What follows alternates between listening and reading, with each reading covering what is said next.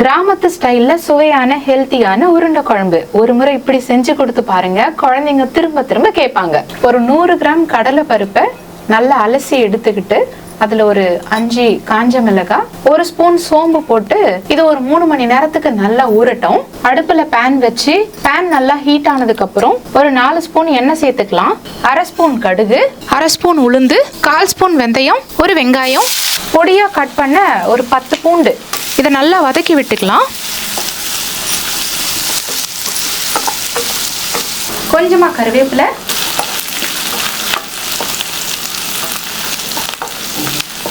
இந்த ஸ்டேஜில் 2 பழுத்த தக்காளி சேர்த்துக்கலாம்.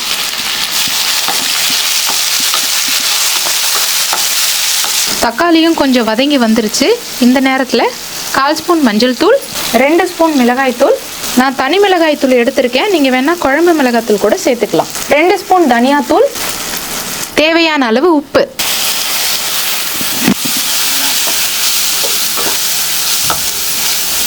நல்லா சுருண்டு வந்ததுக்கு அப்புறம் ஒரு 1/2 டம்ளர் தண்ணி. இது ஒரு 5 நிமிஷத்துக்கு அப்படியே கொதிக்கட்டும். இது நடுவில் பருப்பு நல்லாவே ஊறிடுச்சு. தண்ணி இல்லாமல் இதை மிக்சி ஜாரில் போட்டு அரைச்சி எடுத்துக்கலாம்.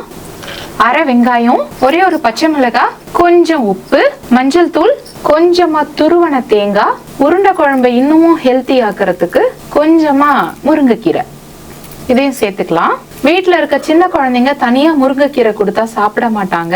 இப்படி உருண்டையில சேர்த்து கொடுத்தீங்கன்னா சேர்த்து சாப்பிடுவாங்க.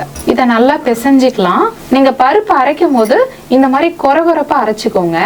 ரொம்ப வழவழன்னு அரைக்க வேண்டாம். அப்பதான் உருண்டைக்கு நல்லா இருக்கும். இப்ப குட்டி குட்டி உருண்டையா பிடிச்சிக்கலாம்.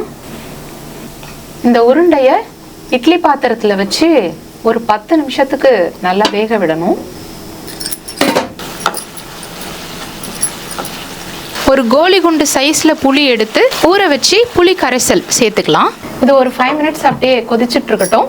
ஒரு 2 ஸ்பூன் அளவுக்கு துருவன தேங்காய், 1/2 ஸ்பூன் சோம்பு, 1/2 ஸ்பூன் சீரகம், கொஞ்சமா தண்ணி ஊற்றி மிக்சியில் அரைச்சி கொதிச்சுட்டு இருக்க குழம்புல சேர்த்துக்கலாம். இன்னொரு அடுப்புல வெந்துட்டு இருந்த உருண்டையை சேர்த்துக்கலாம். இது ஒரு 5 மினிட்ஸ்க்கு அப்படியே வேகட்டும் சிம்மிலேயே. 5 மினிட்ஸ் ஆயிடுச்சு. குழம்புல நல்லா எண்ணெயும் பிரிஞ்சு வர ஆரம்பிச்சிருச்சு. இப்போ அடுப்பு ஆஃப் பண்ணிடலாம். அவ்வளோதான், சுவையான உருண்டை குழம்பு ரெடி. நீங்களும் உங்க வீட்டில் ட்ரை பண்ணி பார்த்துட்டு எப்படி வந்துச்சுன்னு கமெண்ட்ல சொல்லுங்க.